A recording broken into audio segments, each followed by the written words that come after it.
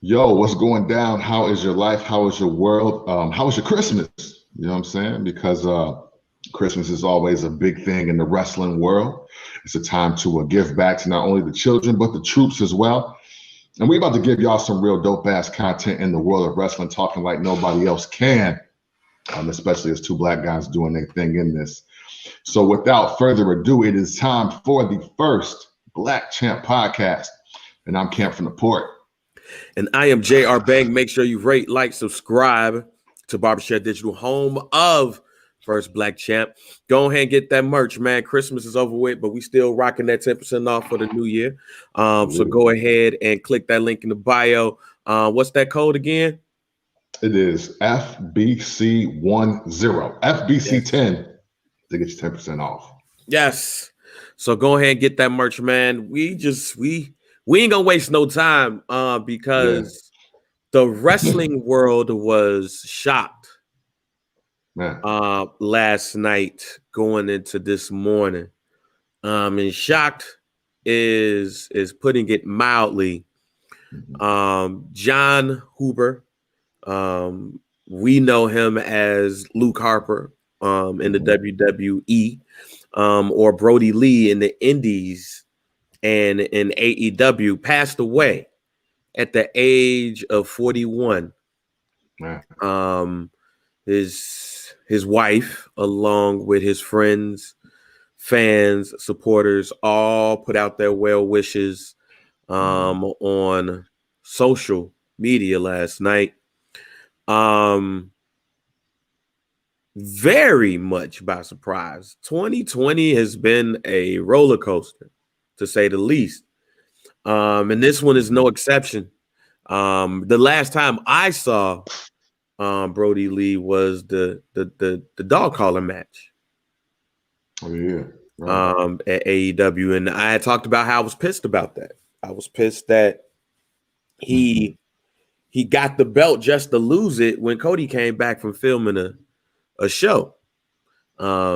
Right. But I also was pissed about that because I have been a fan of him since I first saw him in NXT with the Wyatt family, and him and Eric Rowan winning the NXT Tag Team Championships. And I've always been a fan of the Bray Wyatt character, and bringing him in was just like, to me, like a match made in hell or heaven, depending on how you want to look at the characters. When did you first get a look at Luke Harper, Brodie Lee? You know, for me, I come in right when they debut on the main roster because I wasn't watching NXT then like that. I'd heard of NXT. I would try to watch clips, but I was still one of those jaded wrestling fans that was like, until you make the main roster, I ain't gonna fuck with you.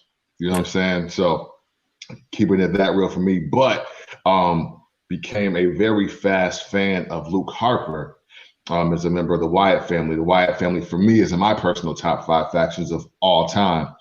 And Luke Harper was always somebody that I just wanted to see win. Like I liked how he was like a one of the traditional throwback wrestlers. Like I throw him in that category of your Barry Windhams and your early Dustin Rhodes and even Stan Hansen and the hardliners and like those guys like big white guys that can just beat you the fuck up.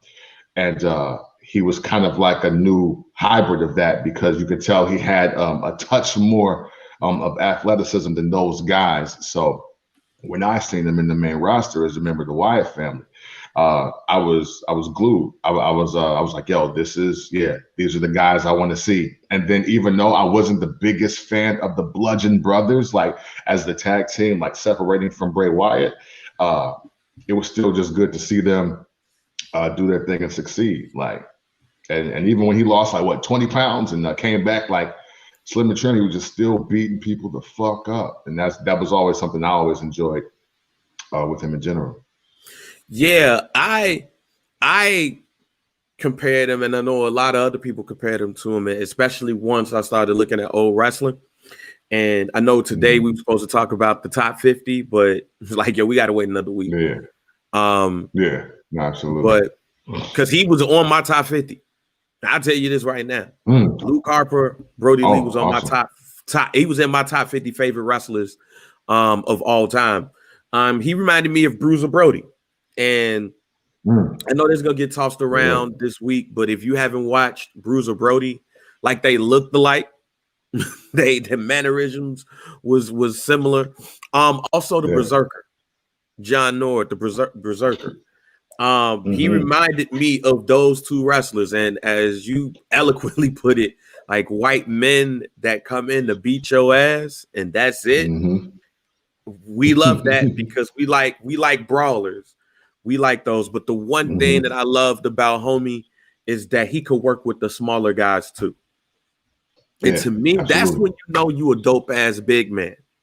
Because every big man can't work with small people. Right. Like you could put Luke Harper in a match with The Undertaker, the Big Show. And he's going to work. But then you put him in a match with Rey Mysterio or Adam Cole or anybody that's like a tad smaller. Ricochet, you're gonna get a dope ass match. And that to me, that's the key card of a special big man. Because now that means that I'm not going to be relegated to see you wrestling against big people, which is probably going to be a slow prodding match. Like I could see you and then see you get on the top rope and jump. See you jump over the ropes. See you jump through the middle of the ropes. Do drop kicks, you know. But I'll say this, and I think you will agree with me on this. It was scary. Like I was glad, and I hate to say that I'm glad about a man's death because I'm not, but I was glad to see that his wife went out to say that this wasn't COVID related. Because with a wrestler, a man dying at 41 years old is young, especially when you're 39, I'm 38. Right. So, 15, 20 years ago, it would have been old to us. Now, we there. Yeah, that's literally around the corner. That's less than 2 solid years away for me. Right. So I was happy to see that, hey, this is not COVID related. It was non-related. But also in that same breath, it scared me.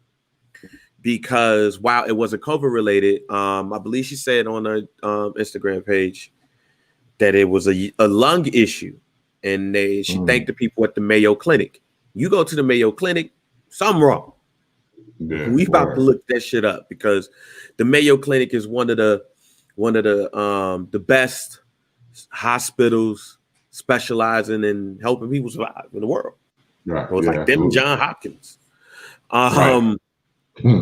So it was scary considering the health issues that I've had to deal with and considering the health issues that you had to deal with. It was when you hear of wrestlers dying, right? Is either old age. Pat Patterson lived a very long life. Or it's, drug related, or maybe it was drug related stuff that took time to develop. Drug aftermath. Right. And this one here was just sudden. Just like that. And that's scary because, as I said, the health issues that I had to deal with, the health issues that you had to deal with, it makes me pay attention to my body a lot more. But then also realizing that this man was married with kids. And even before his passing, you knew how much he was in tune with his family. Like he spread that on social media. And you just saw it. Even when he was going through the stuff with the WWE. It's like the blessing is I get to spend more time with my family. Believe one of the reasons why he went to AEW is, it afforded him more time to be with his family. But even within someone's death, you'll find like 1 or 2 people that just be like, condolences, and that's it. Like you could tell it was some friction. I ain't seen not one person where you could tell with the fake condolences.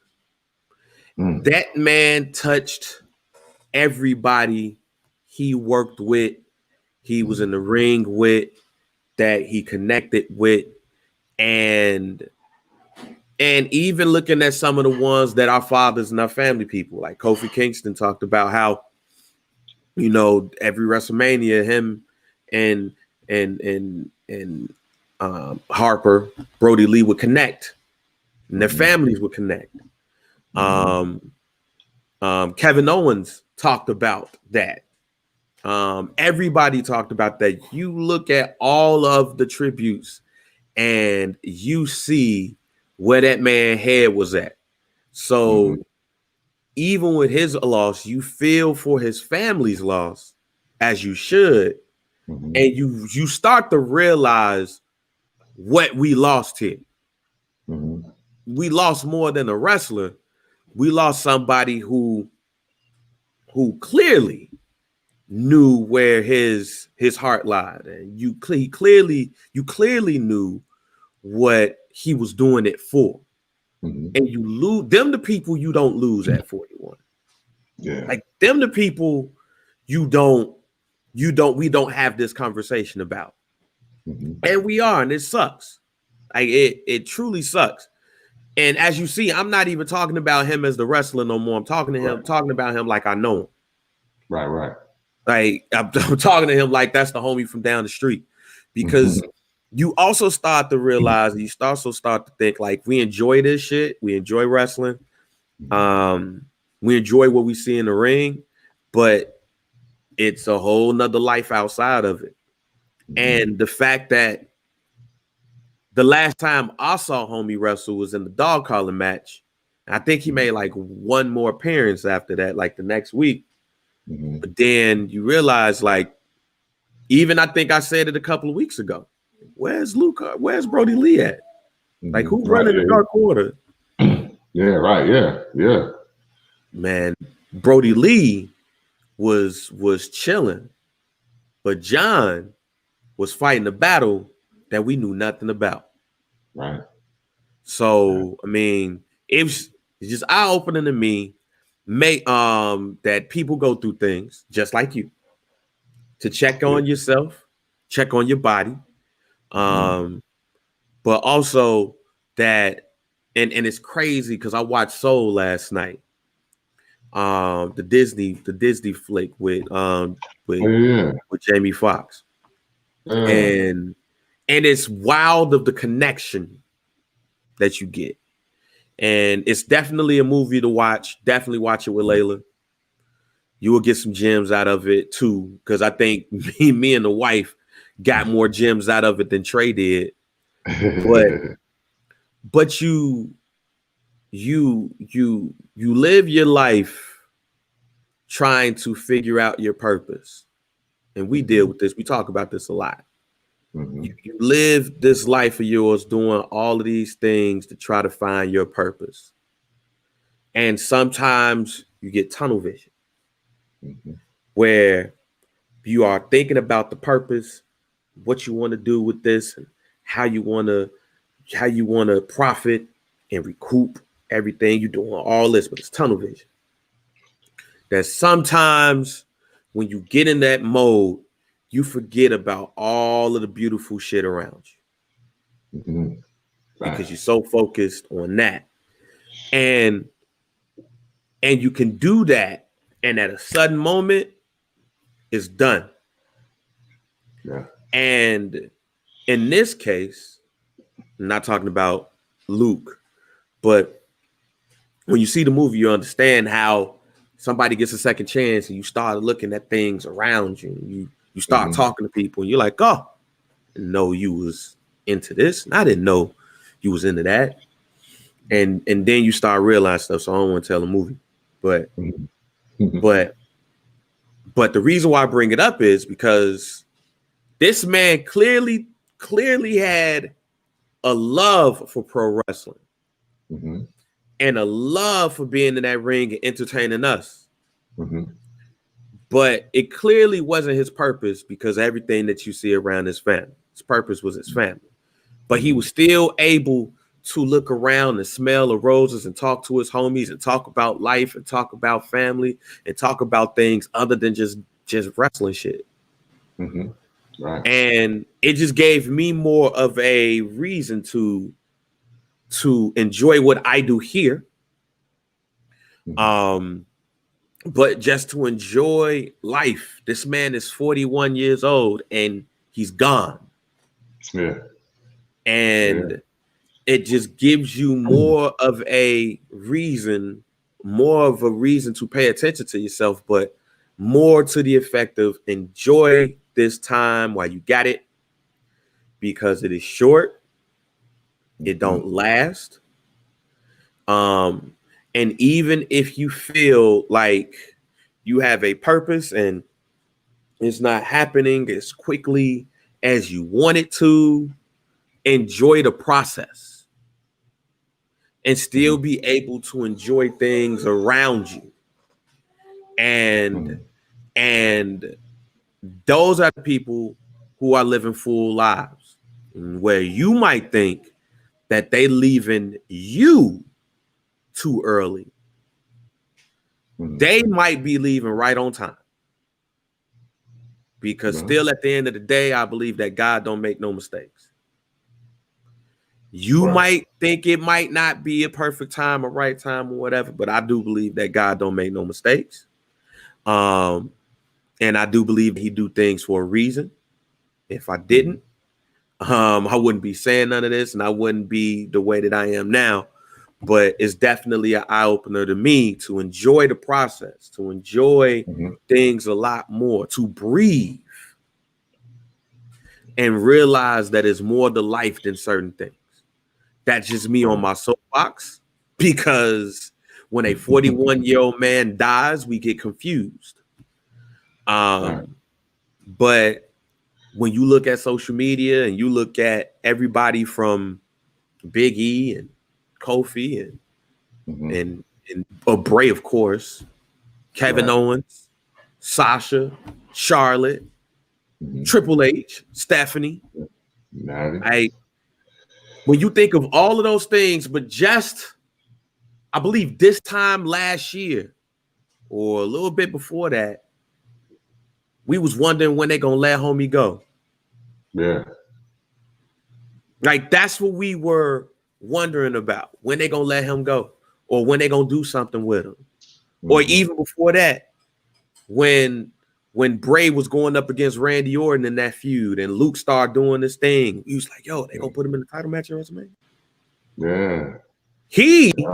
And we're getting pissed because we not thinking he getting his just due. Right. Yeah. And all the while he was probably like, well, why this is frustrating. I got my family.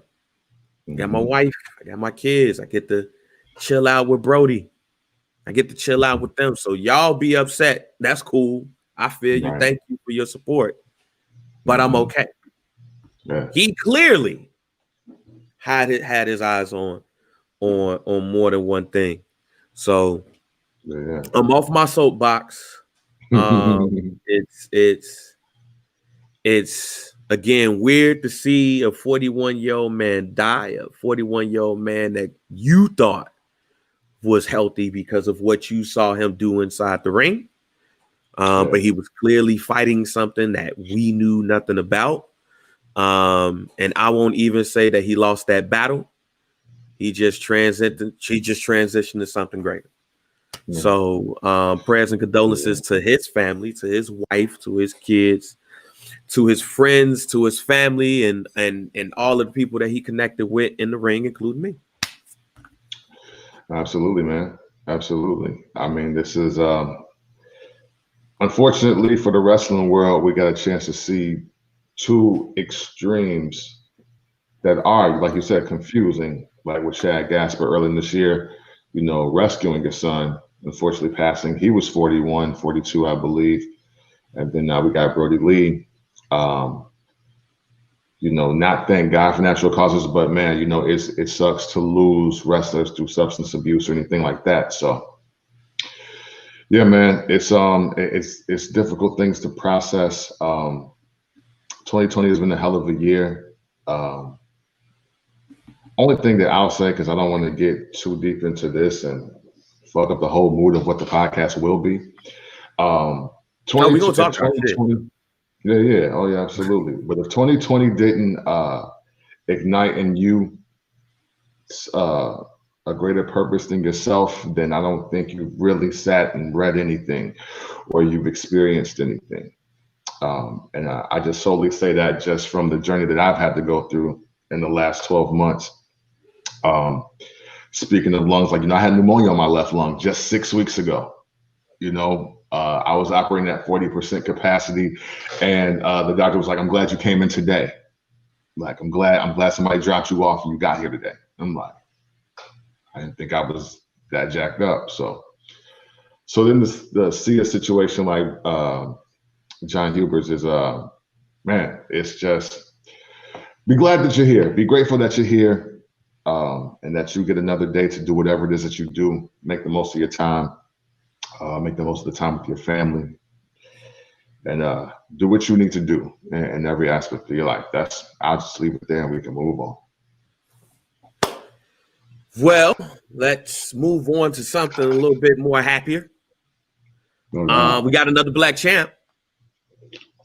Yes, it's and definitely what we expected. Tennessee Bomber, so I can't fucking see it. You bitch ass nigga. Rotten hell, you dumb son of a bitch. Yeah, so for those who don't know, first off, Camp is in the Nashville suburbs. Yeah. So while if you don't know, it was a bombing yesterday, right? Christmas Day. Oh, so, yeah, it was Christmas Day. Yeah, so Christmas Day, some guy wanted to be fucking die hard and try to blow up fucking downtown buildings on Christmas Day. He injured 3 people,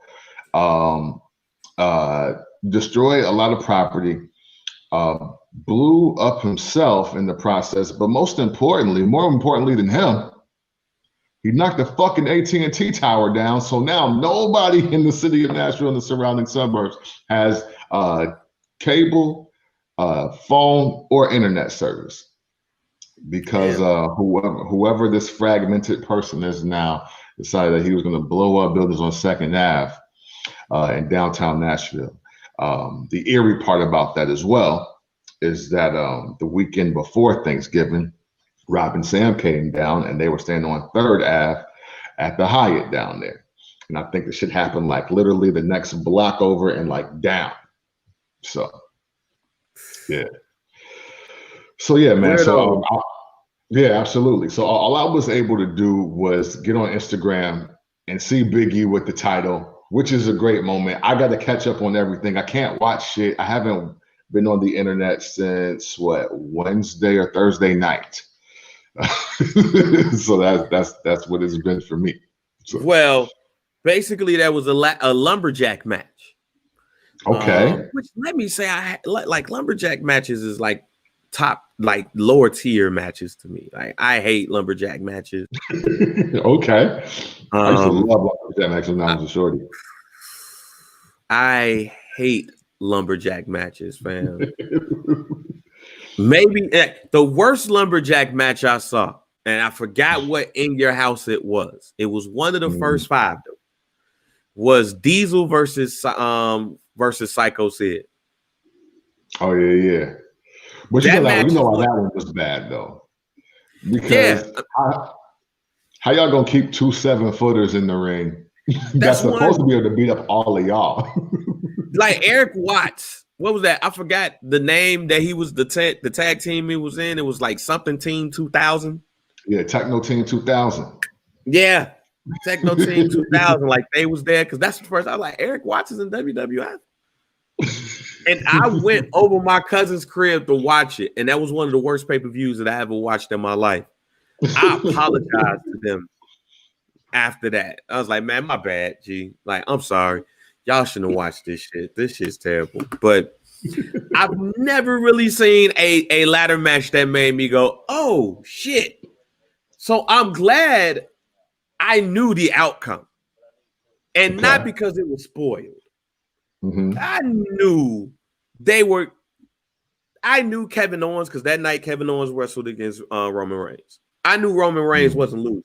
Even though I picked him to win at TLC, I picked him to win knowing that I picked Kevin Owens to win at TLC knowing he was going to lose that shit. I'm just going off of history of how they do pay-per-views. I knew, come on. I even said, like, I'm picking this knowing I'm going to be wrong. They had the tag team, the women's tag team match with Charlotte Flair and Asuka versus Sasha Banks and Bianca Belair and Bayley and Carmella. And we know Asuka and Charlotte ain't losing that shit. And the main event was Big E and Sami Zayn. So you knew what was gonna happen. I was tired too. It was Christmas. These kids whipped my ass that day. I'm going to sleep. I know Big E's gonna win. I'll look at it tomorrow on social. Big E, I'm tired. I'm sorry I ain't watched the coordination of you winning your second one. Because I do have some issues. I don't want this to be just all sunshine and rainbows here because it's something I'm just tired of happening. But I knew Big E was gonna beat Sami Zayn, and yes, he beat him 1, 2, 3 in the lumberjack match for the Intercontinental Championship. What blew me, and I let me say this again, I hate when this shit happens. But he won, and then niggas decided to put him on their shoulders and celebrate and shit. Yeah, like when Ron Simmons won the world championship. Yeah, that's too much already for the Intercontinental. Sami Zayn wasn't even that much a diabolical character that he pissed off everybody in the back in order for y'all to celebrate him losing to Big E. To me. And I know somebody's gonna listen to this pod and be like, "Yo, Bang, you thinking too much of it," and I probably am. But I get tired of the celebration of people winning titles, especially when it's not like you beating Brock Lesnar and being he wasn't an underdog against Sami Zayn. He wasn't. He's bigger than Sami Zayn. He's stronger than Sami Zayn. He's faster than Sami Zayn. This is not like Sami Zayn all of a sudden grew and became Andre the Giant in 1976. This is Sami Zayn, who is to me, who should be bigger than what he is. But at the best, they have him as a comical champion. That's not an upset with Big E beating him. So Otis ain't got to put him on his shoulder to celebrate. Right. No, he could have the streamers didn't have to come down. They had streamers? Yeah. Oh, wow. You would have thought it was WrestleMania 36 and a half. So question, since you're saying all that, and you mentioned Otis, who were the people in the ring when he won the belt? It was all of the faces. Okay. It was basically all of the mid-card faces. Then that's what I wanted. Because them are the people who are always the lumberjacks. Right. But that also, like, what I was trying to piece together with that was this everybody hoping to get the push that Big E is getting now? Or was it some people around him that helped validate him? Well, he was on Otis' shoulder. So that's somebody who probably wish I had that push. Hey. You know what I'm saying? So I say that because I think this happened for two reasons. One, because they want us to know that the fix as well as the push for Big E is officially in. And two, I think personally that the WWE is going out of their way to show that they are not going to shit on their black superstars moving forward. That's okay. I'm cool with that. Mm-hmm. I just don't need you to stand on the shoulders of white people. But the symbolism, the symbolism is there. Like let's go to Coco Beware from wherever his home is and see how he feels about this. I mean, okay, so the other part of it, I'm glad that you said that, because the other part of it is that he's a 2-time Intercontinental Champion. He hasn't held the Intercontinental Championship for like 7 years. Right. But again, if it was Wade Barrett he beat, I'm with it. I would have rather him got the belt without the pomp and the circumstance of him winning said belt. I got you. But to your point, and I think this is great storylines. I am now in full belief that in 2021 we're gonna get Big E versus Roman Reigns. I'm in full belief with that now, because Paul Heyman has taken to putting Big E over subtly on talking smack like nobody has. He wins the Intercontinental Championship, and in full paraphrase mode, Paul Heyman is basically like, yeah, look, I told you, this is the first step for you being on the radar of Roman Reigns. It's the first step. Like early in the year, if somebody would have said, if I would have went to Roman Reigns and said, hey, what do you think about Big E? And we might. No, if Roman Reigns said to me, what do you think about Big E? Like, he's a tag team wrestler, one of the best in the world, you know what I'm saying? But he's a tag team. But look at you now, Intercontinental Champion. First step on the road to being a megastar. First step on the road to being up there with Roman Reigns. And I'm listening to this and I'm looking at it and I'm like, this is some dope ass subtle storytelling. Yeah. If this is true, if this is going where I think it's going, and I'm not saying that it's going WrestleMania. I ain't saying that. I'm not even giving it a time frame. But it is, because I'm going to give two options here, which should be easy if me saying two. Giving two options here. This is definitely either setting up a Big E Roman Reigns in 2021, or this is setting up for Paul Heyman to have another hand and having a heel Big E. And I'm only bringing the heel Big E up, not saying that he's going to turn heel today, tomorrow, Royal Rumble, none of that shit. But we live in a business where you could be face today and heel tomorrow. And Big E ain't been a heel since the last heel version of the New Day. I'm not saying it's ever going to happen. I'm just giving options here. That man putting over Big E in the nicest way possible. Shook his hand, all that shit. This ain't Kevin Owens when they was going back and forth and Kevin Owens like, no, you ain't got to worry about it. I could sit next to him. I'm not going to do anything to him. Like, no. Big E sitting next to this man, getting all of the accolades, shake his hand. Then I think about Big E, the heel. Or even trying to figure it out. The five count Big E. The put your hand in chalk. And him doing, handicap matches to show his strength. Even though that nigga like my height, he's still a powerful man. Yeah, no, he's strong as shit. With a powerful strong set. He's a power lifter. And all I'm thinking about is, wow, we cannot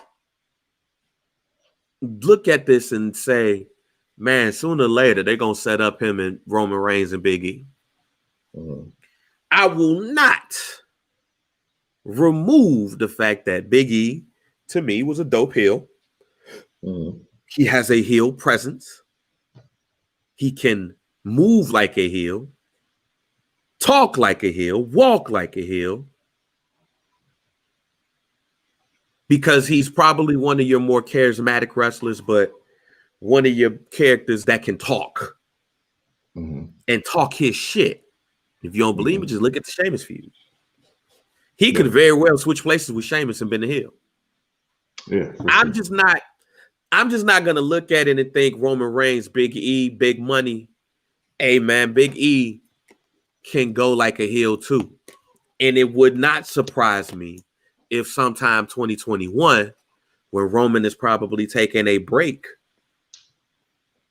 depending on what's going on, Big E takes his place. That's all I'm saying. I dig it. While listening to you talk all this, all I could think about is Big E should watch a lot of Dusty Rhodes, because in my mind, Dusty Rhodes was trying to be who Big E naturally is. So I don't want to say Big E would be Black Dusty Rhodes. I'm going to say that Big E is the wrestler that Dusty Rhodes had in his own mind. He has the voice to cut the promos like Dusty. He definitely has the mobility and the athleticism, and he'll bring an uncanny amount of strength to that dynamic. And I know for maybe WWF lifers, you only know Polka Dots Dusty, and that's unfortunate. But even in that, there were still a lot of great moments that still transpired, like Dusty Rhodes make the shit work. He's in a lot more memorable feuds in that early 90s pocket than we probably give credit for. I mean, hell, I think he's in one of the best ones of all time with him in the $1 Million Man. But even him and the Big Boss Man.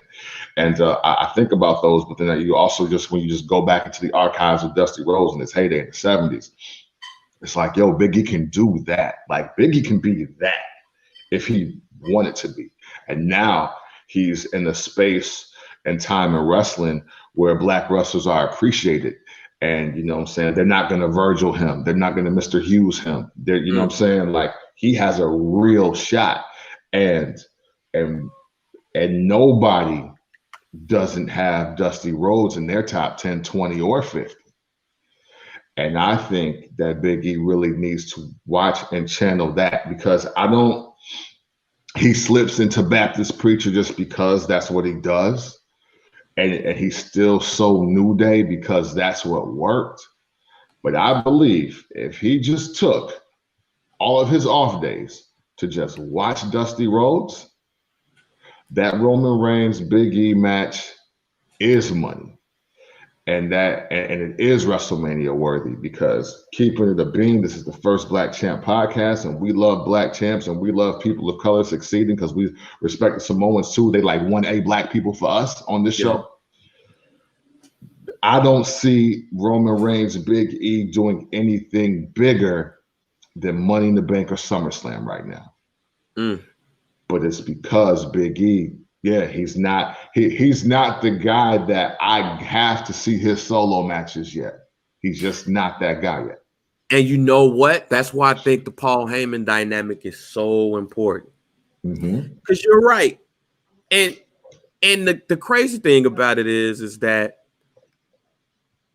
I went to sleep on that match knowing that he was going to win that belt. I don't see Sami Zayn in bad matches. Right. So I could have stayed up to watch that match if I was that invested. Yes. Now, to your point, I could see this being a SummerSlam match, because I think it's so many ways that we could go with Roman right now. And I know that's one of the things that we're going to talk about, because I think the reset has no choice but to come. And maybe Big E is being geared up for the reset. And just in case there's not enough people to put in the stands for Vince McMahon to want a Roman Reigns Rock match? Because I think that's the only reason why that match don't happen at this coming WrestleMania. Is the amount of people in the, because you don't want to put, let's be real, you don't want to put Roman Reigns versus The Rock in a arena that you can only put 15,000 people in there. True. Especially if you're Vince McMahon. Like, you don't. I mean, the fact that the Rock has the shortest resume to be one of the greatest wrestlers of all time, depending on who you ask, like, it's insane. You want all of those casual ass motherfuckers in one spot going crazy. Yes. For if you smell what The Rock is cooking. You can't do that match with 15,000 people in Raymond James Stadium. You can't. I know somebody's you can't. No, you can't. No. Right, like you could think about it like this, ladies and gentlemen. Look at Andre the Giant versus Hulk Hogan. You cannot put that, even though it's Detroit. Right. The Silver Dome held a nice amount of people. You don't have Andre the Giant versus Hulk Hogan at WrestleMania in the main event at WrestleMania 3 at Comiskey Park. Right. You don't do that. You don't. You need, right, and you definitely don't put that bitch at the Honda Civic Center either. Right. You need everybody in that bitch. You need to fill it up. You bring it to Dallas and bring it into New Cowboy Stadium, which holds legit 100,000 people. You do that there. Yes. Yep. You don't, but 100,000 people got to be in that bitch. Yeah. Right. You don't bring it to you don't bring it to the United Center. Yeah, sorry. So if that's the case, you know goddamn well that you don't hold that match in COVID time. Yeah. So yeah, I'm going to, unless Florida says we're open by April, that match ain't happening. Yeah. So I want to transition. I do believe they will. I don't know, man. I don't know. I hope shit. I mean, I hope. Florida and Georgia, man. The Florida-Georgia line, shout to them. Right. They don't give a fuck. Right. And I don't even think they report. I don't even think they report in testing. Oh, Texas too. Texas too. Hey, hey, look, I think Vince McMahon and Jerry Jones can have a talk and be like, hey, we're gonna do this here. We're gonna open this bitch up. What you say, Vince? All right. You know what I'm saying? He'll be like, yo, we'll just give out face shields. We'll have face shield day. It'd be a face shield, but basically it'd be a box. Hey. Think about it like this. You got a shield in the front, a shield on the side. Yeah. On every seat. So it's almost like you're in a box. Yeah. Hey, yo, if anybody's gonna figure it out, Mark Cuban or Jerry Jones is going to figure that out. There's no way that one. I think we already figured it out. Look, I think we've already figured out. And when you watch the NFL or the basketball commentators at the crib. Yeah. But if you watch football, them niggas got they got the shield. It'd be. Hey, I'm Joe Buck and I'm Troy Aikman. Right. So if you could do that and say that shit, I'm not saying they got to get to them seats. I get it. They got to get to them bitches. But if you have a shield, a plastic shield in front and on the sides, and still mandate people got to use their mask, look, man. Man, listen. Just alert us to the fiberglass and the plexiglass manufacturers, because stocks are going the fuck up, and we need in just for talking like this on this fucking show. You goddamn right. So we digress. Right. So Kevin Owens loses, and they that hour of SmackDown. Yeah, great match. And that hour SmackDown did 4 million. Wow. I know we hate talking about ratings, but shit, Yeah. Roman Reigns, they just put him on where you want the ratings to go. Yeah. That's what And it Kevin looks Owens like. too. And Kevin Owens too, because I don't think that match, I don't think it does 4 million with just Roman. Like, you have to have a good hand. And them two is going to give you a good match again. Like, you rarely see Kevin Owens in a bad match. Okay. Right. But it's clearly that they're moving on from Kevin Owens. Yeah. You know, a steel cage match is usually the end of this shit. Mm-hmm. So,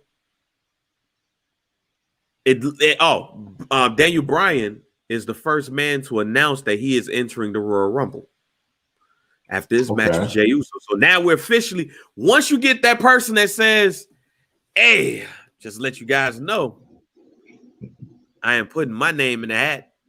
Mm-hmm. I am going to enter the Royal Rumble. Like, nigga, we didn't know. Right. We know you. Duh, motherfucker.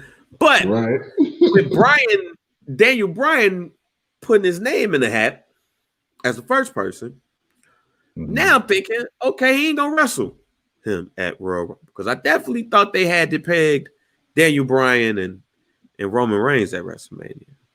Who the fuck Roman Reigns at Royal Rumble? Who the fuck Roman Reigns gonna wrestle at Royal Rumble? The Royal Rumble, where we sitting right now, man, I don't know. But you know what? I didn't expect this Kevin Owens Roman Reigns to develop either. Like, to me, it looks like Roman Reigns is going to pick his spot. I mean, this kind of goes like in the realm of how, you know, Big E got into the mix and how the promos are being cut for him. Like, oh no, you know what, you're on your way. Like, not yet, not yet. But, you know, but it's coming soon. And then Kevin Owens kind of got singled out, but then kind of made himself more than visible at the same time. For the Royal Rumble, part of me believes that the storyline with Jay picks back up and it's Jimmy, even though I have no idea what his health status is going into the Royal Rumble specifically. Yeah, man, I don't know. Because there is nobody else per se. Like, every name I thought of is actually on Raw. Every single name I thought. I mean, and it's not Otis. Otis Roman Reigns at the Royal Rumble doesn't mean anything. That should just be an elimination piece, if anything. Sorry, fans, it will not be Cesaro. I know y'all want to. I know y'all want to just say Cesaro just because, and respect to Cesaro, but it won't be him. Yeah, man. I'm gonna throw out a name. Raw. AJ's on Raw. I'm gonna throw out a name because it's the only name that I could think of. This is if Daniel Bryan stays and says, you know, I'm entering the Royal Rumble. Goldberg. Oh, yuck! Fucking yuck, bro. Seth will be back at the end of the year. That just kind of pissed me off. For the first SmackDown of the show. Okay. Look, Seth will be back for the first SmackDown of the year. And for some strange reason, I believe he's going to be heel. He's not going to change all that stuff. But remember, and I said this before, I think we're more likely to see Seth Rollins and Big E than anything else. I see the seed starting to be planted. Maybe when he gets back. But now I'm talking about Royal Rumble, the actual pay-per-view here, not who wins it. Right. But when I look at the roster and who might make sense, and Roman is making people right now. He made Jay. Yeah, absolutely. He made Kevin Owens again. But I guess the only person I could think of, the way that the roster is constructed and who's heels and who's faces and shit, is Goldberg. I mean, it is another piece of the family angle. because now we just Vince just gives Goldberg victory so his son can say that he watched his dad wrestle past his prime. So there's that, you know. Like, yo. And then they did just do the Goldberg. Did he do like a chronicle on it? I haven't watched they it was yet. Shit. Yeah, they man. was basically going back and forth, like, Roman Reigns. I mean, not Roman Reigns, but Goldberg was talking his shit, and then talking about the spear and like who's the better spear and all that shit. My dude, yeah. All right, yeah. Later for that, man. Yeah, later. But look. Mm-hmm. I mean, let's look at this list. Like, Aleister Black, no. Chad Gable, no. Daniel Bryan would be the person, but he's entering the Royal Rumble, which actually leaves. Something tells me that he won't wrestle twice. Yeah, hell no. Hell, something's making me believe that he might win the Royal Rumble. No Jimmy or Jay, not to me. I'll explain in a second. King Corbin is a heel. Lars Sullivan, I don't know what the fuck. Is he still gonna be around? I don't know. Like Rey Mysterio, hey. Oh shit. What? It is gonna be Rey Mysterio. It is.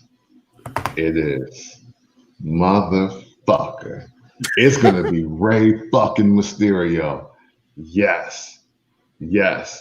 Because and Dominic is gonna be the reason why it happens. God. It's Sunday. I'm not gonna say that. Explain. That's what the fuck is gonna be. Shit. You gotta explain this shit. Tribal chief, right? Tribal chief didn't already beat the shit out of his family. And he didn't already beat the shit out of another family man, right? Like, so far it was the head of the table. Now, and then it was like, hey, I know you fight for your kids too, but fuck all of that. I'm getting you the fuck out of here, Kevin. Now, the next family angle is, oh, you got your whole family out here. Oh, so I get to whoop your ass in front of your family and let them know that I'm the ruler of the shit, even though you've been here longer than me? Awesome. I can't wait to do it. I'll show your son how to be a real chief around here. I'll show your son that has more potential than you how to really do this shit, because you've never been here. You've never done what I've done. So let me whoop your ass in front of your son and let him know who he should really model himself after if he wants a career in the WWE. That's what it is. It's going to be Rey fucking Mysterio and Roman Reigns, because Roman Reigns has to teach Dominic how to truly dominate in the world of professional wrestling, because he's been watching him and he has potential, but he's not there yet. And listening to his pops ain't going to get him there. That's what the fuck the storyline is. Yup. Fuck.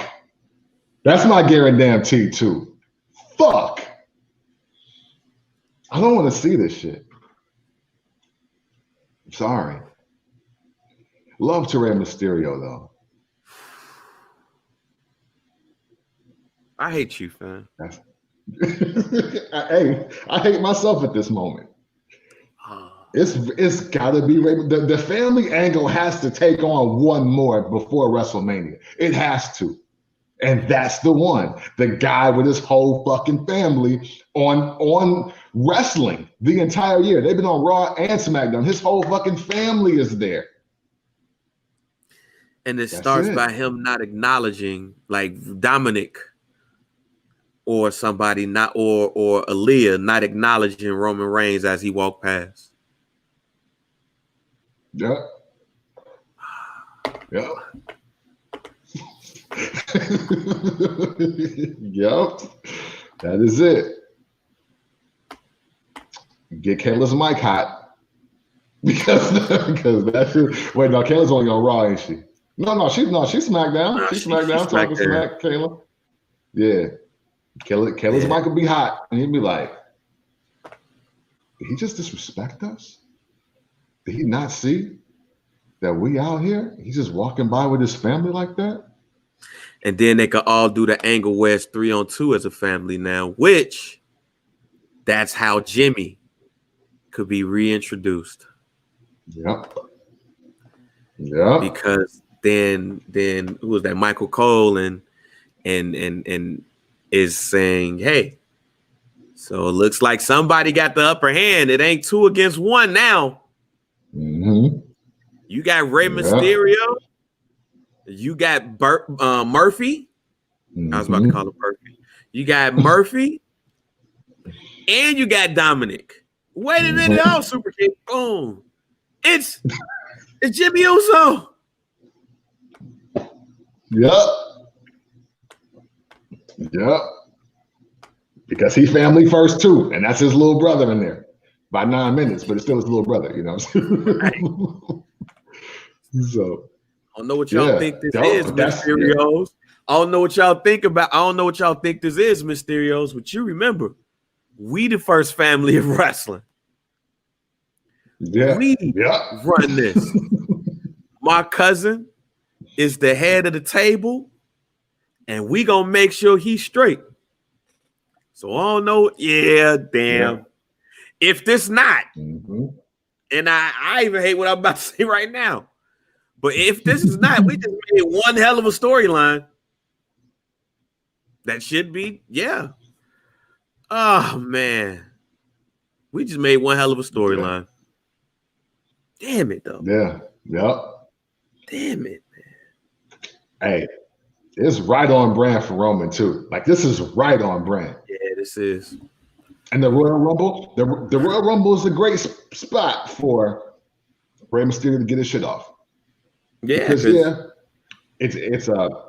it's a nostalgic pay-per-view for us.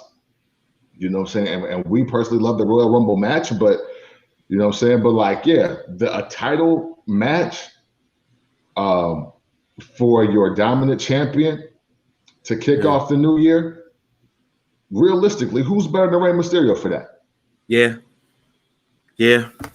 And this is like the pay-per-view that the title don't change.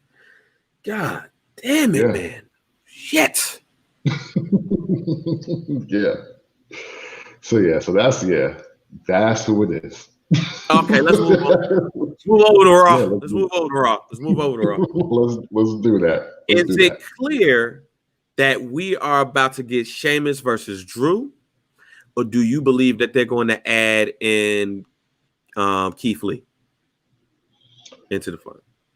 You know what? I think they're going to do Sheamus versus Drew because even though he's the 2-time WWE champion, they are still trying to book him in memorable feuds, not memorable matches. Okay.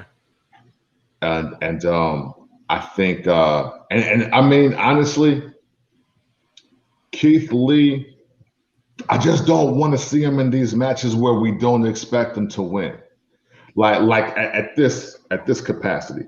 Yeah.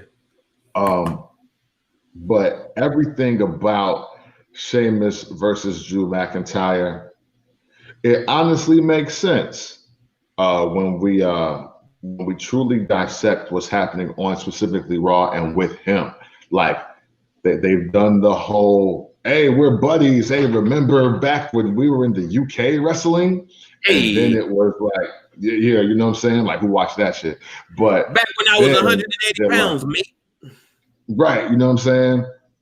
Then they do the encouragement and I would have helped you. I should have helped you. Boom, boom, boom. Oh, let's tag up. Like they're doing everything, even the mistaken hit. Like it's supposed to happen. Yeah. And what I think happens is, what I believe is like, well, I'm having the vision of Bob Backlund in my mind when I say this. Like, remember when Bret Hart beat Bob Backlund and then he kind of looked at his hands and was like, I can't believe I let this young motherfucker beat me like that. And then he started choking his ass out. I think Sheamus is going to be all buddy. It's going to be all good. They're going to have a sportsman-like match. Sheamus is going to lose, spaz, and beat the shit out of Drew McIntyre. So they got to do it again at Fastlane. No.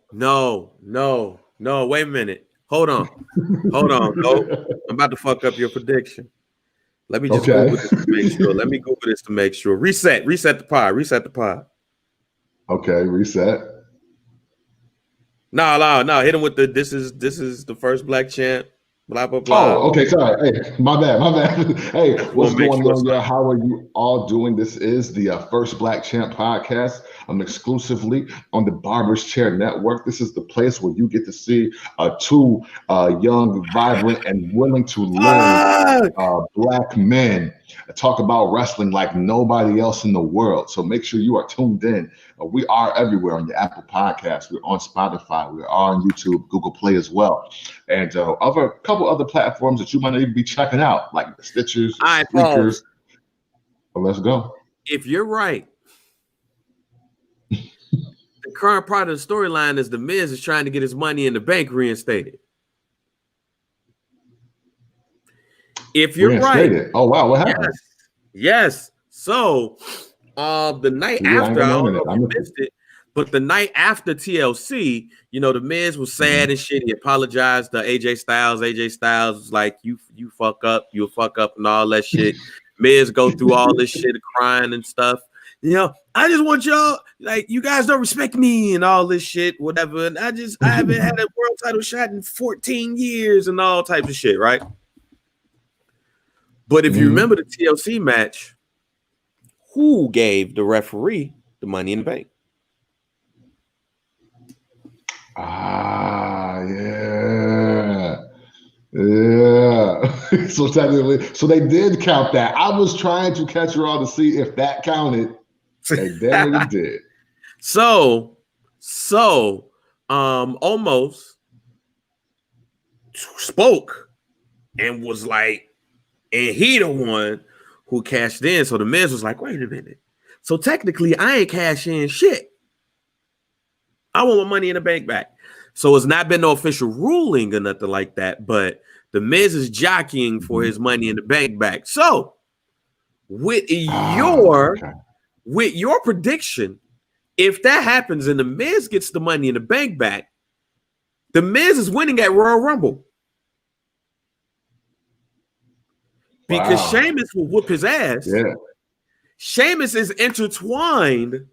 Hey, man, you killing it today, fam. You killing it today, man. You just came up with two storylines that just sound like it's going to come true. Like, like it's gonna come true. Right, yeah, because I'm glad you brought that up. I did want to ask that because I haven't watched Raw yet. I usually watch it like on Wednesday or Thursday on the fucking internet. But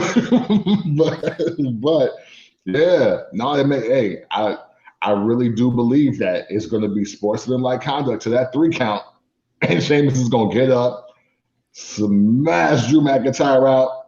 Hey, and then to your point, there you go. If the reinstatement happens, Miz will be the champ by WrestleMania. I mean, by the end of the Royal Rumble, he will lose it at Fastlane.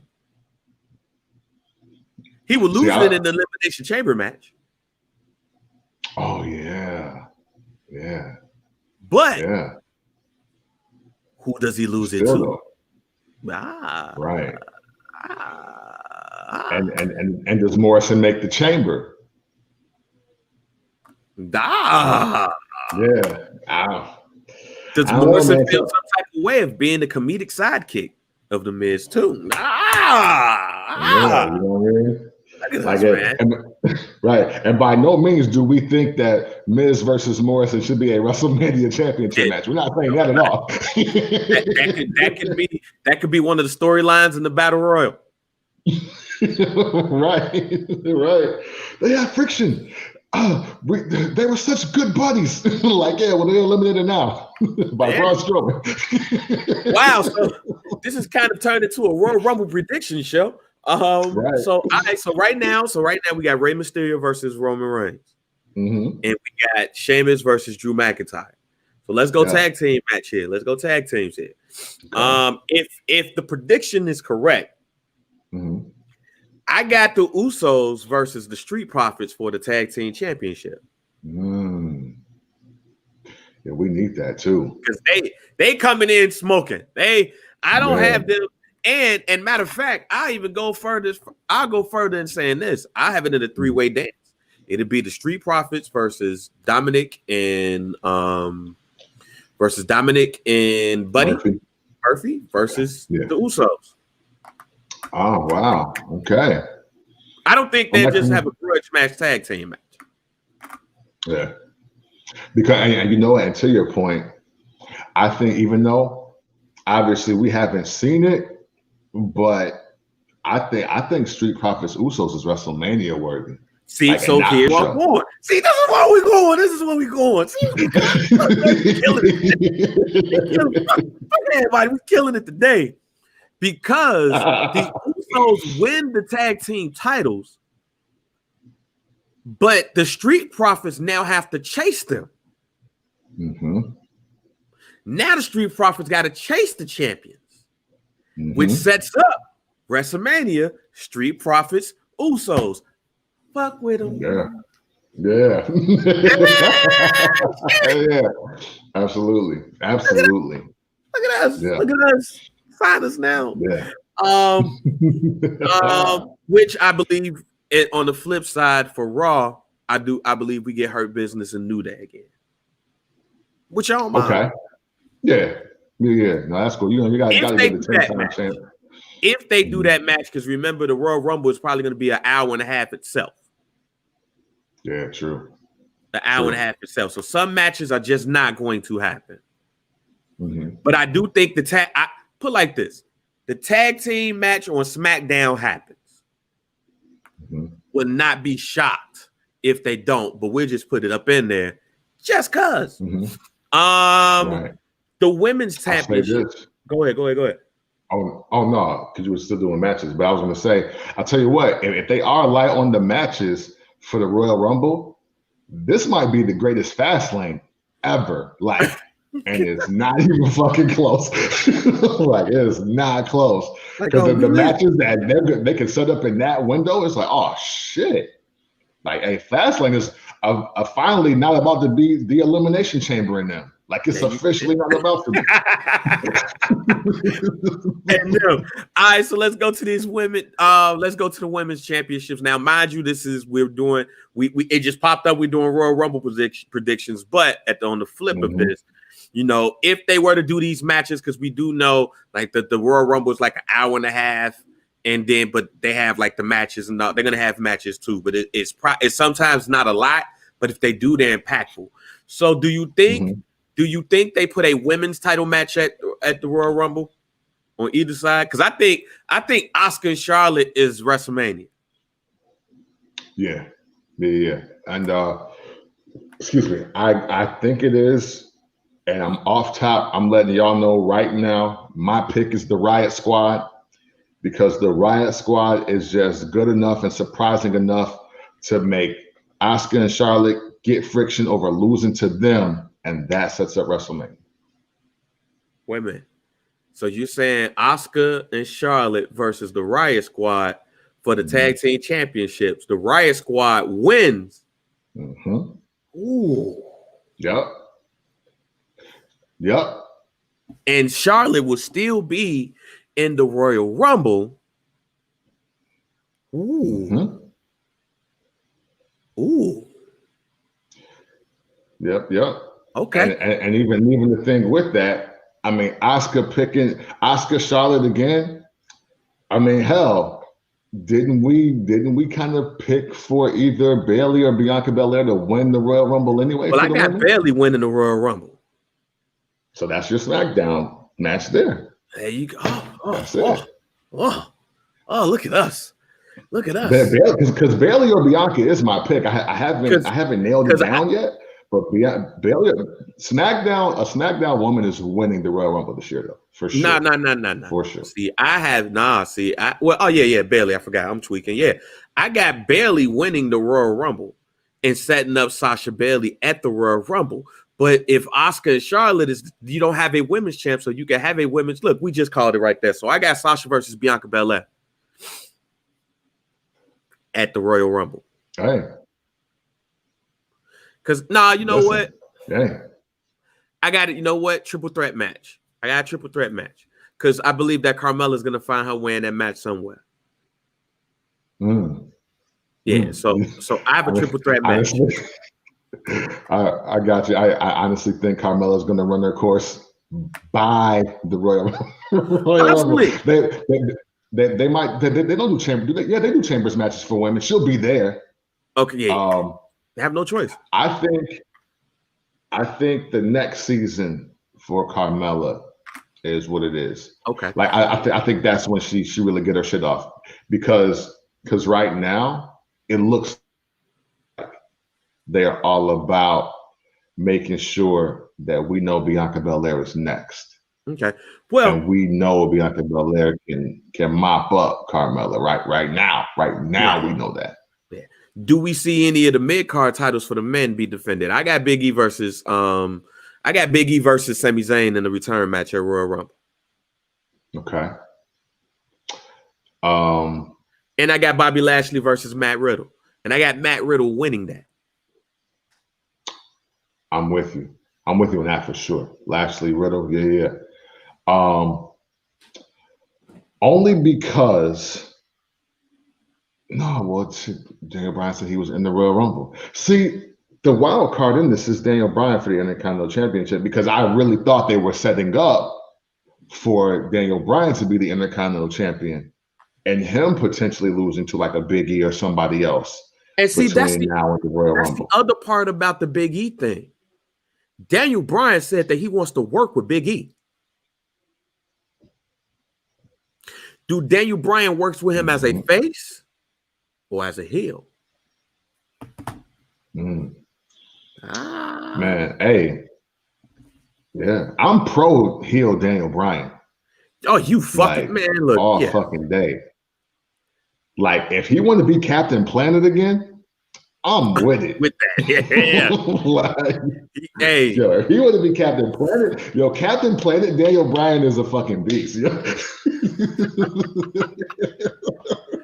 Hey, man. So we've pretty much set up our matches, and it might be a bit too much, but this is our Royal Rumble. So we got Roman Reigns versus Rey Mysterio for the Universal Championship. We have Drew McIntyre versus Sheamus for the WWE Championship. We got Big E versus Sami Zayn in the return match. We got Bobby Lashley versus Matt Riddle for the U.S. Championship. We have the Street Profits versus the Usos versus Buddy and Dominic Mysterio for the Tag Team Championships. We got the Hurt Business versus the New Day for the Tag Team Championships. And I guess that third match of the pay-per-view, I don't know. So it might be, I guess it would be like the rubber match at the pay-per-view or whatever. We got Asuka and Charlotte versus the Riot Squad, with the Riot Squad winning from Camp.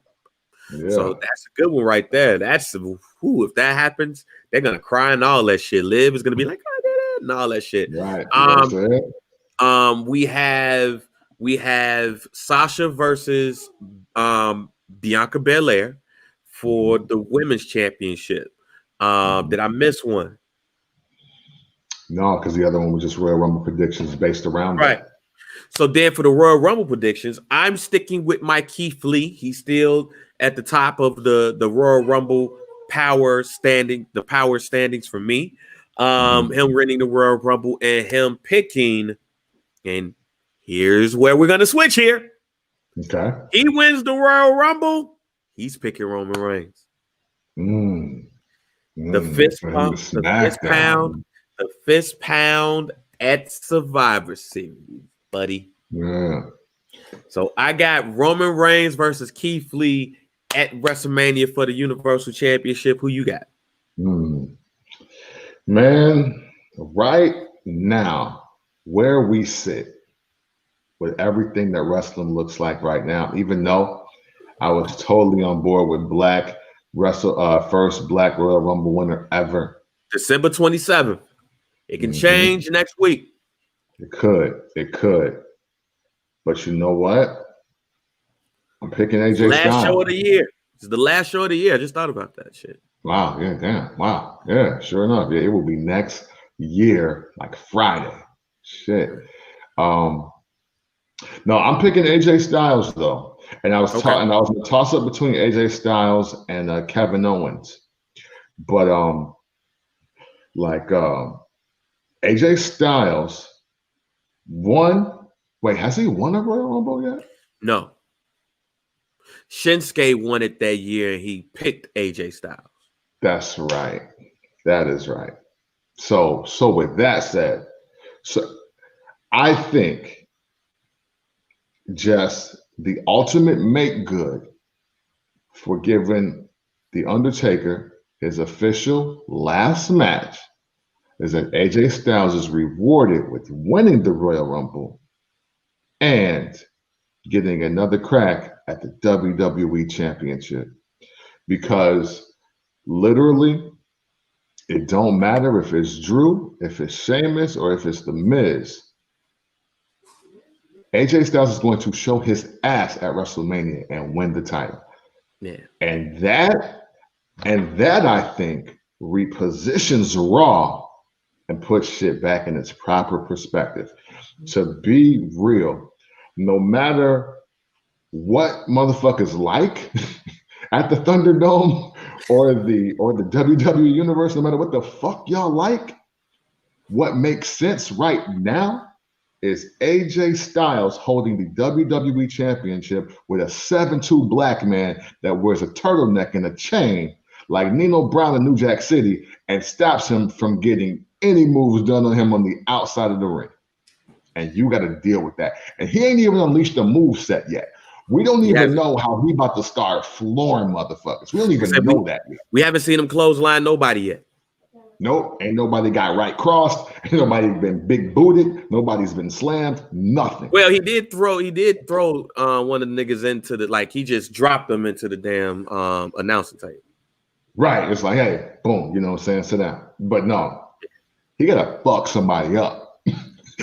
And AJ Styles is off the chain when he win matches now. So literally, like, just for the repositioning of Raw, for a guy that it makes perfect sense for, even though, hey, listen, I was on the train of Big E or Keith Lee.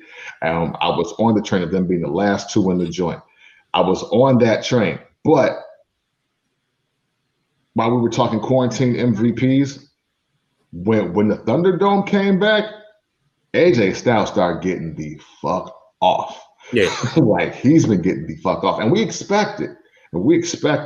But yeah, man, sending off The Undertaker, you don't just land into obscurity. Winning the Royal Rumble, beating any of the three suspects that we got right now at the WrestleMania. I got AJ Styles. Okay. All right, man, before we get out of here, there was a picture, and I put it up in some dude. We had so many groups. Into the first Black Champ group. And it's different than, you know, a picture that was taken by everybody because it was superimposed. But I mean, this is superimposed instead of everybody, you know, having that picture, you know, with their belts. But the champions right now, the Hurt Business, Bobby Lashley, Big E, R-Truth, the Street Profits, and dare I say, led by the women's champion, Sasha Banks. And here's a text. Here's a text that Hood sent me. I didn't even respond to it yet. Said, man, Trey spoiled. We ain't never seen this in 35 operating territories back in the day. It's all happening in the WWE. Man, that's blessed. First of all, your thoughts on basically the titles being held by majority people of color. Because right now, as it stands, because look, I'm going to put Roman Reigns in this. As we said, Samoan, hey, y'all one of us. And he's married to a black woman too. So we're gonna put him here. So if you look at the belts on Raw and SmackDown, the only person of color off top that I could think of with the belt is Charlotte Flair.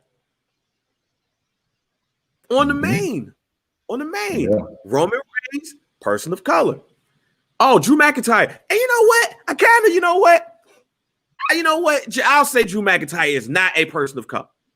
Okay. Well, he's Scottish. He ain't from here. So he ain't no person of color. He ain't from here. Right. So he ain't no white American, is what you're saying. Right. He ain't no white American. So when you look at it, Drew McIntyre, the tag, her business, Bobby Lashley, R-Truth. Yeah, Charlotte Flair and Drew McIntyre are the only non-people of color with belts and on the main roster. Where they do that at? Man. Oh, but wait, there's more. Because there's more. That's a little bit more to this. Because even if you look on NXT, one of the tag team title holders is English. That's right. Finn Balor ain't from here either. Nope. Nope. It really is the universe for real now. Ain't no Hulk Hogan here. Ain't no Randy Orton here. Ain't no Macho Man here. Ain't no Ric Flair. This is really like the white men are the white men who are not from here ain't even winning. When you look at this down the line, because there's only a couple of people that got belts. But the majority of the title holders in the WWE main roster are people of color. The floor is yours. Man, if I was one of those people that tuned in and out of wrestling, like just throughout my life, like every 4 or 5 years I tune in, I would have swore that photo was Photoshop. I would have swore it was fucking Photoshop, because no way they let that much melanin hold that much gold and silver. You know what I'm saying? In the company that Vince McMahon runs out of Connecticut. Like, there's no way I would have thought that. But you know, on top of that though, when I looked at that photo, I really sat and was like, and you know what? These men and women are truly some of the best in the game, period, right now. Like, I don't think there is a tag team better than Ford and Dogs, Montez and Dogs. I just don't. Like, they're on fucking fire, and they are exciting every single time you see them. Dog just lost weight. Yeah. Actually inspired me. He's that slender a little. Turnbuckle splash getting faster. That 360 turnbuckle getting fast as shit, ain't it? Yeah. That on Friday was like, hey man, you get on the main roster and start losing some weight. All right, man. Let me get some steps on my Apple Watch. Let me close some of these rings. Absolutely. I mean, Sasha Banks. I mean, y'all know how we feel about Sasha Banks on this show specifically. So to see her get a belt, keep a belt, and start beating up specifically white women who always take her titles, like, it's amazing, because Sasha Banks literally is one of the best wrestling women, like, period, right now. I don't think she should fall. Yeah, you know what I'm saying? Right, yes. Like, I don't think she should drop lower than top 3 as far as women, and I don't think you can drop her out of a top 5 as far as wrestlers, period, men and women. She's definitely 1B in the WWE to me right now. It's her and Roman Reigns' world. Yeah. Yo, I'm with you. Shit, the Hurt Business. Hey, full disclosure, y'all notice if you check out the show and you check the archives, I shit on this faction originally. It's like, what y'all gonna do with all the mid-card people y'all didn't fuck with in their prime? The middle-aged mid-card black folks y'all didn't fuck with back then. But man, they saved Raw Summer. Not Drew McIntyre, not Seth Rollins and Rey Mysterio and all that shit. The Hurt Business. The Hurt Business saved Raw Summer this year, and we need to start fucking acting like it. Also, I mean, R-Truth. Listen, when we started this podcast, I hated R-Truth. Like, I was like, no, get fam the fuck out of here. We don't need this representing us. We don't need this bullshit that he on. I was that guy, and I apologize. I think in year 2 of this podcast, and here we are, 3 years into some change, and you know, for R-Truth to be like what 51 or Don't about look to be, you know what I'm saying? He's Like the only he wrestler.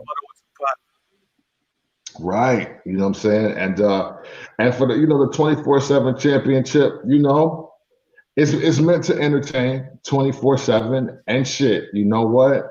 He does that. He does that really well.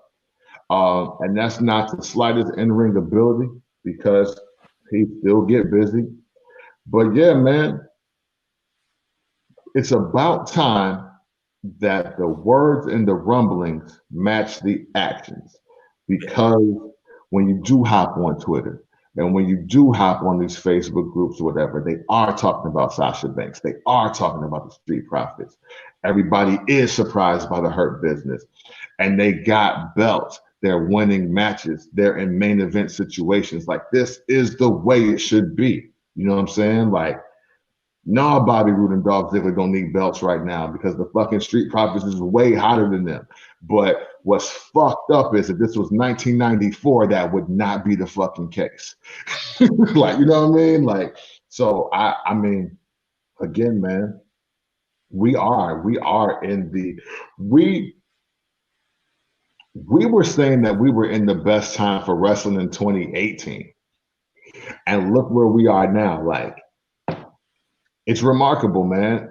This is what will justify me being a fan at 50 years old and at 60, and why my daughter and my future children will also be wrestling fans once they come to the house and they see I got it on Mondays and Thursdays or whenever they do it, and when we go to pay-per-views and things like that. Because now I can explain it in a way I couldn't before, you know? Like, at first it was like, yo, I just like watching wrestling. Like, I didn't, as a kid, I don't give a fuck what color you are and how you're represented or not. I don't care. It wasn't until high school that I was like, man, why the black champ got to lose when The Rock lost? Like, you know what I'm saying? And then we get to 20s and 30s. Like we used to seeing Coco Beware. Yeah, you know what I'm saying? Like, we're used to seeing that. Right. Shout out to Ice Train. But yeah, man, it's again, man, making black wrestling fans look like we're not totally fucking insane, man. Making it make sense for us. Thank you, Vince. Yeah, man. You said it all. Like, this is something that's unprecedented. This is Trey get to see what I never saw. Yes. That right there is itself. And when I put on, and shouts out to the WWE for inclusion, period. Yeah. Because we give heat to the Mysterio family, but that's another group of color. I mean, other group of people of color. We talk about the Samoan dynasty. There is, like, we see it in every bit, even referees now. Like, Teddy Long was the only black referee I saw for years. Yep. Now we got most of them. And even smaller shit like Leon Ruff. I think Leon Ruff is probably one of the more, if I had to pick inspiring story, it's like Leon Ruff. You look at Leon Ruff, Trey is bigger than Leon Ruff. I would not doubt that. I wouldn't doubt it at all. Who came out being the North American champion? Leon Ruff. Yes. In pretty dope ass matches. You know, I give him shit and call him Mexican Vampiro, and I'm not necessarily the biggest fan of him, but shit, Damian Priest is another one. Yeah, man. Yeah. Like, he's another one. We've just been this has been year of the wrestler of color athlete. That's not even talking about Impact. Mm-hmm. That's like the only operation that you could be like, all right, is AEW, and they got Brandy Rose as their chief digital officer. So I mean, hey, which is the real role, you know what I'm saying? Back to Mexican Vampiro. You know what? I also want to start calling him Latin Lenny Kravitz. That too. So, I was like, yo, he might have to be Vampiro Kravitz, man. We might change his whole gimmick on this show, Vampiro Kravitz, man.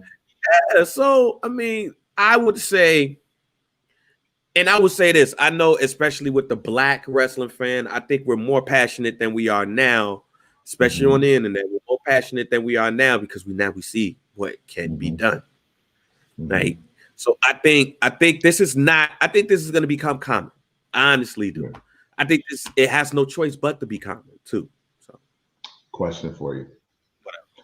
Because I don't know, but when you were talking, I literally thought of this. How wrong was ACH now? I won't say that ACH was wrong. Okay. But he might have been the person who kicked all of this shit off. Okay. I won't say that he's wrong because I can't tell somebody how to feel about a t-shirt. Right. Like, I'll be specific. I can't tell ACH how to feel about a t-shirt. I can't, and Lio Rush too. I can't tell Leo how to feel about a specific situation that I wasn't there for. But I will say this. I think that their experiences and how open they were with their experiences is one of the reasons why we're seeing this. Now, maybe, because I'll say this, and this is even a rather. I'd rather see Lio Rush in Cedric Alexander's position. Yeah. I would. I would rather see that. He's a talker. He can go. Former champ, all that. I think he fits better in that. But if he's not there, Cedric don't get this rub. Right. There you go. ACH, I think, could have been a NXT Cruiserweight champion. Or world champion or North American champion. Maybe he's in the Lio Rush role. I mean, not Lio Rush, Leon on the Leon Huff role. Maybe. So, but I think their experience has helped what we see right here. Okay.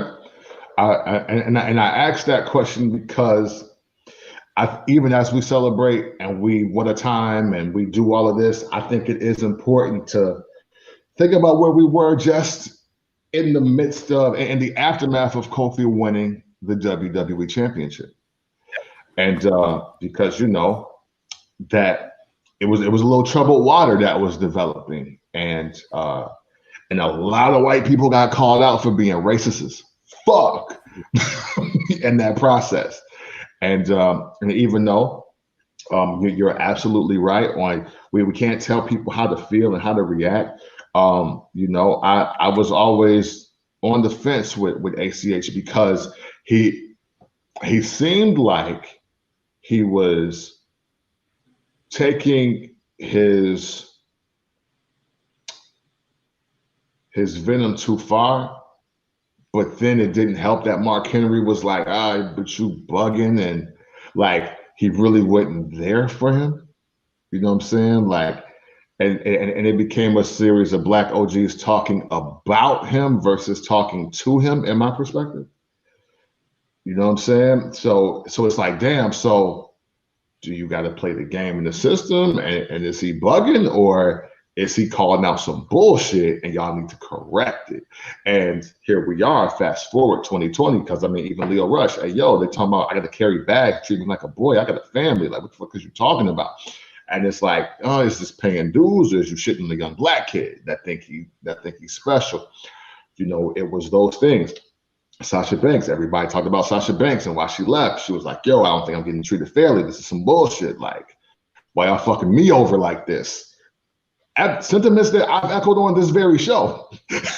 And now here we are in the role that she's had her greatest wrestling year as far as the WWE is concerned. And I'm not talking matches, I'm just talking about success. So, I mean, I think about that, and it's like, yeah, that's not a distant memory for black fans and black wrestlers at all. But at the same time, it's like, I'm glad we are in this space. Finally, affirmative action is working for black folks and not just white women. You dig what I'm saying? Like that's and you know what? And we did this on the show, but this is the but this is the last show of the year. So I think it's more than appropriate to say this again. Mm-hmm. To me, MVP is the MVP of 2020. And I don't think it's close. It's more than a wrestling thing. Cause to everything that you're saying, right? And we're not behind the scenes. We don't talk to people behind the scenes. There was really one thing that I heard behind the scenes that we had talked about here on the show about how black wrestlers, how they connect through other organizations, right? Mm-hmm. But it just seems to me all of that shit stopped when MVP got there. Yeah. And not only that, he got there at quite possibly the worst time, the pandemic. Yeah. If it was hard, like it's hard to watch some of them pandemic matches, them early pandemic matches. How good they might have been. It's hard to watch them because you don't hear shit. You don't see nothing. It is hard to watch them. But look what came out of that. And look what came out of it for the black wrestler. And to me, MVP kind of was the start. He was the start of that. And it just seems like to me, a lot of that stuff stopped when MVP started getting on the screen more. And then he started grabbing on the wrestlers. Then you start seeing them with Bobby Lashley and the whole thing with Lana. Then you see Cedric Benjamin just pop up out of nowhere. Like, where the fuck has he been? Like he got signed like 2 years ago, I think it was. I think it was 2017, 2018. And then he hurt his shoulder. Then next time you see him on TV is the Brock Lesnar thing. Then you don't see him on TV again. And he's talking better too. Yeah, absolutely. Like, I don't want to hear Cedric Benjamin. So you got Cedric Benjamin, you got Bobby Lashley, and then you got him looking at Cedric Alexander, and Ricochet, like, yo, y'all need to come over. And Prime comes. He has a nickname, fam. He's Prime Alexander. But a lot of this stuff starts more often. I mean, we could talk about we talk about 2020. Things changed, in my opinion, when MVP got on the screen. And now when I look at the Hurt Business, I look at the Black Four Horsemen. That's our Four Horsemen. Yeah. They whoop people ass in suits this year, G. In suits. Like how Ric Flair and them will be like, all right, we got to whoop some niggas' ass in this goddamn Armani suit, fam. Come on, let's whoop their ass. All right, bet. Absolutely. To me, when it comes to all of this, what we're seeing with Black excellence, it starts in 2020. Talking about 2020. It starts with MVP. So I know we gave him his flowers before. I'm giving him his flowers again because when we look at this picture, it definitely didn't start off like this. Right. But in 2020, it's going to end with the first time in my history of watching wrestling that the majority of the champions in a operation that I watch frequently are people of color. And yes, Roman, you with us too. We ain't claiming you to be black, but you got a sister as a wife. You're the Robin Thicke of the group. You're just darker. Yeah. You're our Robin Thicke. You're gonna be on the cover of Ebony magazine with your wife, fam. They saved Ebony. Right. Hey, listen, man. Roman Reigns said, "I'm gonna whoop your ass," and then it's all love. You ain't never heard nobody not black say that before. So that, like, yo. So yeah, man. But no, hey, you know what? Great point on MVP, man. It can't be refuted. Like, it can be. Wow. Yeah, man. Wow. MVP. Yeah, so go start this podcast like we ended it. I mean, we're gonna end this podcast like we started, excuse me.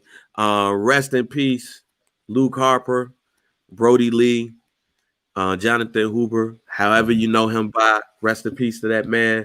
1979 to 2020 is wild to say, but rest in peace to his family. We send shouts out to the WWE Universe, the AEW fans, all of the wrestlers who was touched by him, all of the fans who was touched by him. Check on your body, check on your peoples, and be safe out there. That's all I got. Absolutely. All those sentiments echoed, as well as do not waste your time in any facet of the world, whether it's career, whether it's family, if it's anything that's pulling on you to do because you don't have a measurement of time and you don't know what's going to happen each day and you don't know how things will move you in a certain direction, act. Be about that action. You know what I'm saying? It's important. And as always, if you are ever trying to talk about wrestling in an unconventional way, you do so by checking out the First Black Champ podcast. Camp, bang, we are out.